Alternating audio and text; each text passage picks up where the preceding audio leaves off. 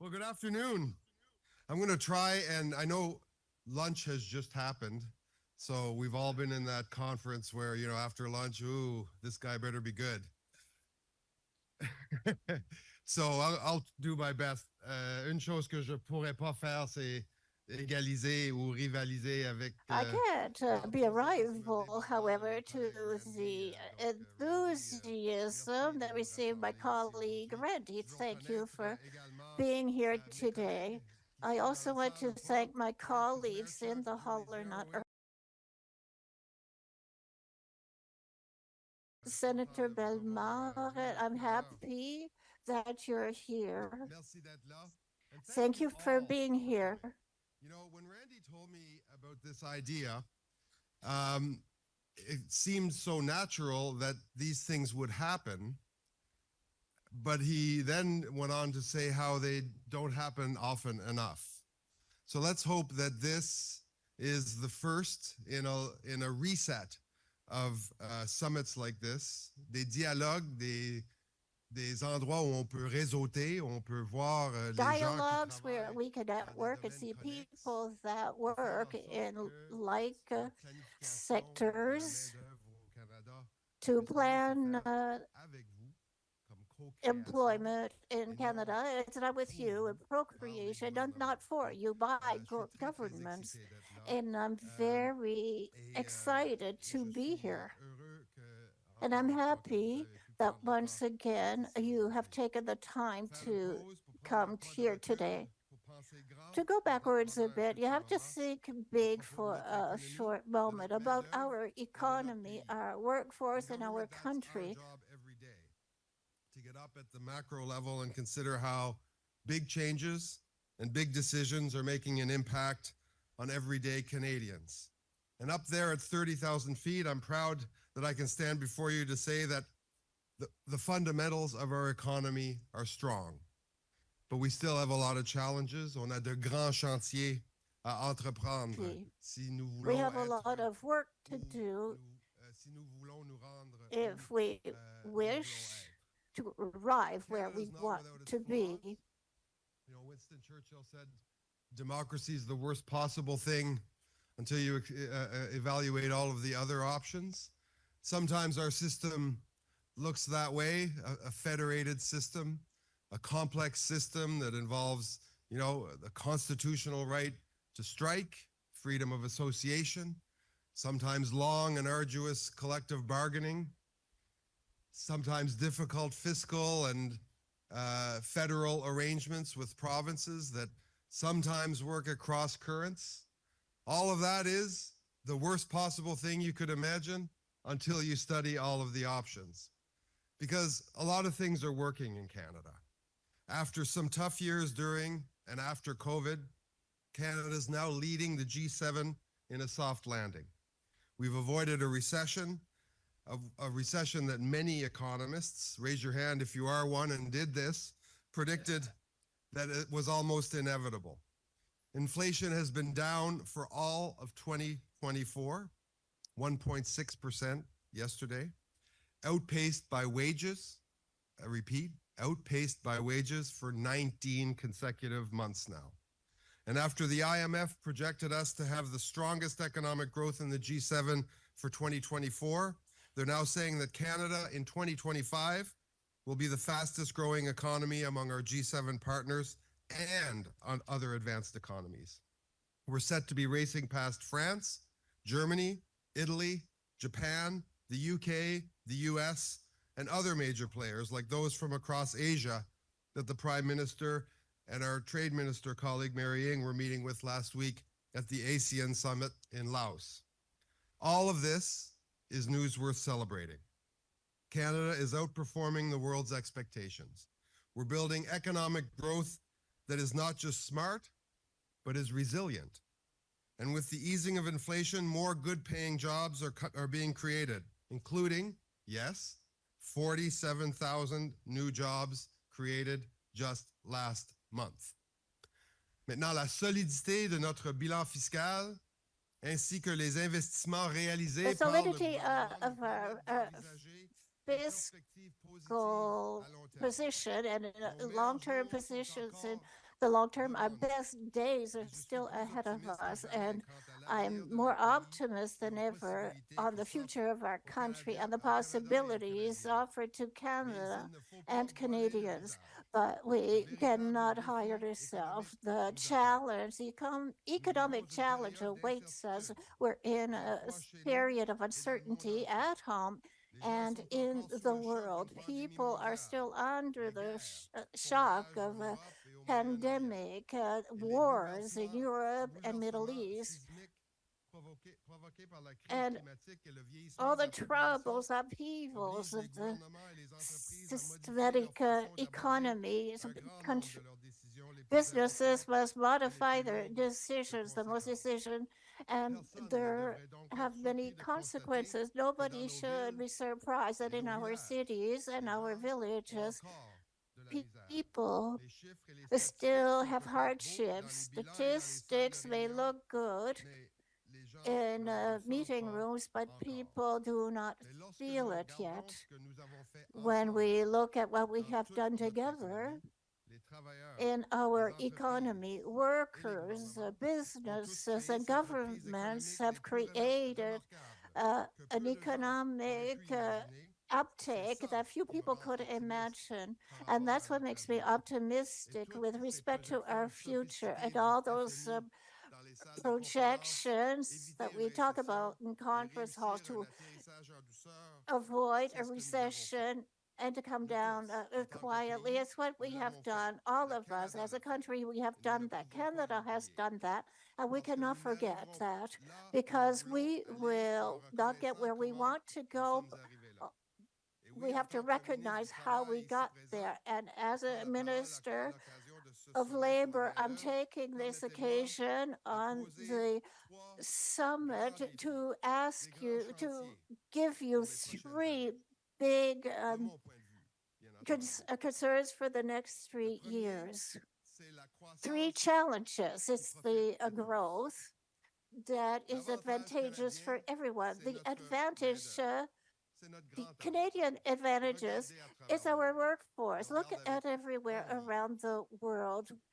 They look at us with envy and the profile of our Canadian workforce. But workers opened the door to allow us to get through COVID. They opened the way when we came back from COVID, and the workers helped us gain the global worth that we know now, and they will contribute to give us prosperity for their families in our country that we deserve.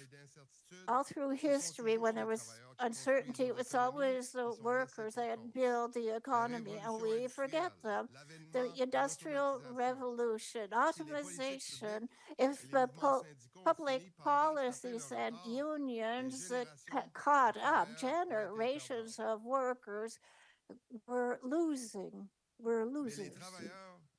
But the workers have not seen substantial increases during the past 20 years, low interest rates, low inflation, and slow growth that we have known before the last pandemic period, which was inflationary that we had.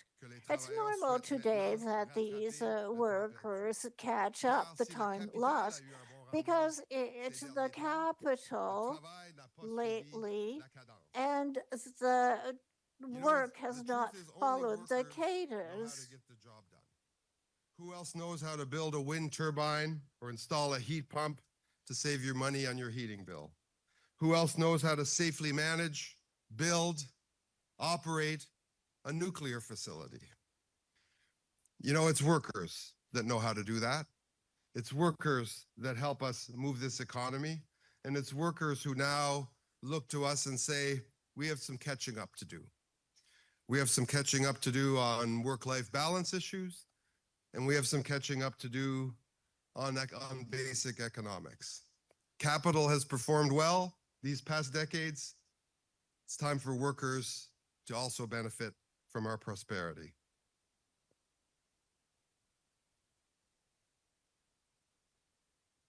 You know, Canada's workforce is one of our greatest assets. It's our competitive advantage that sets us apart on the world stage. It's why Canada is a world leader in foreign direct investment. So when we build our economies around workers, we all benefit from their efforts. So that's the first one. Our second big challenge is to invest in our best asset. And that's really the theme that Randy had in mind in bringing us here today. We have a skills gap. We have workers without jobs and jobs without workers. On a un écart entre les compétences requises et les compétences There's the existantes. gap in our knowledge existing, and we need more training to be more agile. The big businesses understand this. They invest a lot in their workforce. The small and medium businesses have a lot of challenges. We have financing, marketing, sales. Then something else comes at us. That's why governments, for our businesses that are growing, for small and medium businesses, the government has to be there and be agile to support those who want to invest in the workforce. Those are ideas that we are looking for, that provinces must find, that all actors must look for, because I think you have heard us speak of it this morning. We have a productivity challenge. And that productivity challenge will be overcome. But it will be overcome because people like those in this room and others, small businesses, large organizations, governments, work together to put together increased, and I mean massively increased, investments in training. Who wouldn't, with the asset that we have in Canada, of the most highly skilled workforce, educated workforce in the world, who would not want to nurture that asset? We need to do that, and we need to do it better. Le troisième grand chantier, c'est la confiance. The next thing is confidence. At the end of the day, it's about confidence. When people invest in this country, they want to know that there is a timeline to getting a project completed. They want to know that our supply chains will exist and be reliable. They want to understand that workers exist to help them, support them in their investments, that those workers possess the necessary skills, and that they can get their goods to market and their inputs from the market. We're going to have to keep dialoguing about this. We've had challenges. It's no secret. Yesterday, we have a ongoing collective bargaining situation at the Port of Montreal. We had a railway problem this summer. We've had a number of these. And I'm very interested in ideas from unions, from workers, and how we can best invest in helping them in these negotiating scenarios. I'm interested in having a climate where companies feel confident investing in proactively solving disputes or solving collective bargaining situations in advance with workers. These are dialogues that I think we need to continue having, because people need to have confidence in Canada. Workers need to have confidence that they will have safe and well-paid workplaces. Investors and business people need to understand that there's a return on investment in Canada. That's been our history.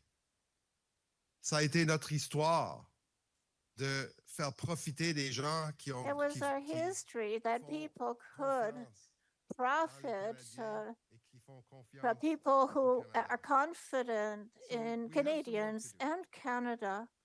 We have some work to do in helping folks as well realize on projects, shortening review times, making sure that a planned project gets worked collaboratively with governments so we can get that to the end of the road and get a mine, get a project, an investment up and operating with good, skilled, hardworking, and well-paid Canadian labor. That's our challenge. I want to give you some good news on that front, though. Look at our clean investment tax credits. Over the past couple of years, we've been building out $93 billion in clean investment tax credits to create hundreds of thousands of good jobs for Canadian workers. These are tax credits for clean tech adoption, electricity, hydrogen, and CCUS, plus new ones we've created in our last budget for our growing EV supply chains and critical minerals. But to get the full benefit of 4 out of these 5 tax credits, companies have to hire union workers or pay them a prevailing union wage. That's a game changer. Canada's clean energy industries of the future are being built by workers with good, well-paying jobs, jobs that you can rely on, jobs that give certainty and confidence to workers, industry, and investors, jobs worth investing in. It's a big deal. And with 2 of these credits being retroactive, they've already been enforced for some time, and communities are already building up and seeing the benefits. Communities like Alliston, Ontario, soon to be home to a new standalone battery manufacturing plant at Honda's current facilities in town, one of 4 projects Honda is building in Ontario. Communities like Saint-Basile-le-Grand, McMasterville, and Bécancour, where Ford Motor Company and others will soon be producing more of these batteries to power electric vehicles. Communities like those in Nova Scotia and Newfoundland and Labrador, building up wind to hydrogen projects like World Energy GH2 on the west coast of Newfoundland, creating thousands of direct and indirect jobs. These jobs are the kind of good, well-paying jobs that put food on the table for Canadian families. They're ones worth training up for at a college or union training center, backed by some of the $300 million and counting since 2017 that we've put into helping those who know the jobs best train up the next generation. And they're the kind of jobs that inspire the kind of confidence that our government has in Canada's future. And let's also recognize, though, that investors are demanding, and we must deliver on these regulatory reviews that I talked about so that they too can have confidence in investing in Canadian labor. Times aren't easy for everyone in this country right now. There have been and will be big challenges, like some of the ones I've talked about today. But there is a lot to be optimistic about. That's why I'm so happy everyone's here today. Merci tellement à mon collègue Randy d'avoir eu l'idée de rassembler tout le monde ici aujourd'hui. Thank you to my colleague Randy to have invited everybody here today. And I need to mention talking about the care economy, that care economy that we need to continue to develop so we make care an attractive profession, a well-paying, safe profession, and reward and help and assist those who are caring in an unpaid way for those who are in need of care in our society and freeing them up. Absolutely. So we have, as I say, a lot of challenges, but a lot of opportunities. A demographic challenge is a considerable one. Recruitment and retention, that's a considerable challenge. That's really important stuff. Mais le simple fait d'être ici aujourd'hui témoigne de votre engagement. Being here today shows that you're committed as somebody who wants to help build in this country, but to contribute to this country so it's a good place to live and build a better future for Canada, the type of future that we can build by doing the work together. I look very much forward to the outcome and la suite de ce sommet-ci aujourd'hui. I hope it's the first of a long series of interactions and dialogues that we can have on these and other vital topics. Thank you for your presence today. Et bonne conférence. Merci beaucoup.